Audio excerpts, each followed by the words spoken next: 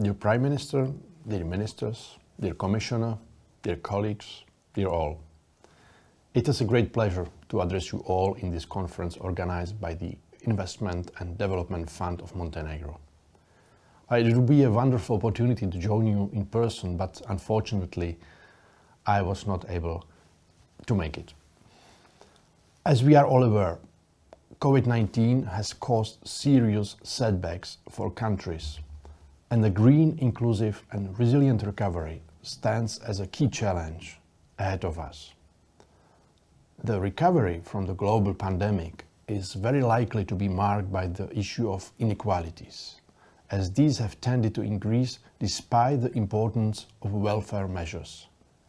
Undoubtedly, challenges posed by the social climate nexus call for a holistic and integrated approach in which social investments can help achieve more sustainable, resilient and inclusive systems and societies. Only a few weeks ago at the COP26, the CEB supported commitments that put social inclusion at the heart of the climate-friendly policies. Modern life is marked by complex and integrated systems of public infrastructure and public service. When one part changes, this has a knockout effect on all our systems. And we have experienced this with the global pandemic, and we will be experiencing the same in green transition.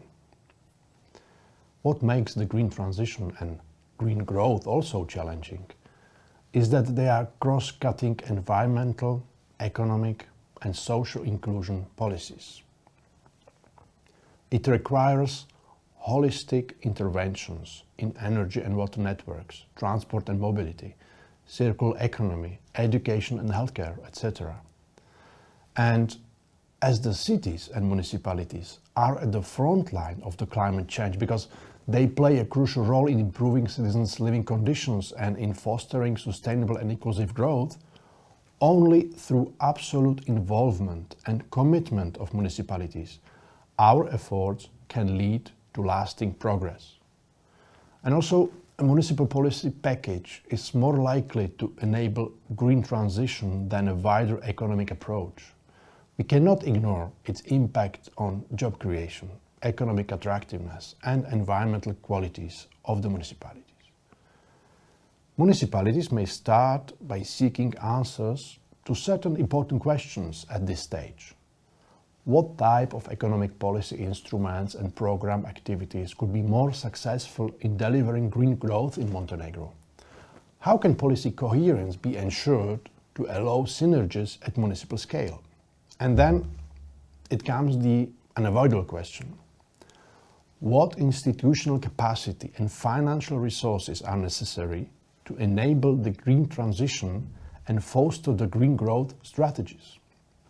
Well, it is necessary to provide all municipalities, and especially the most disadvantaged ones, with an access to post-pandemic recovery funds to improve resilience of their municipal infrastructure and foster fair, green and sustainable recovery. The Investment and Development Fund of Montenegro undertakes a key role in implementing the Montenegrin government programs in addressing economic and territorial inequalities in the country.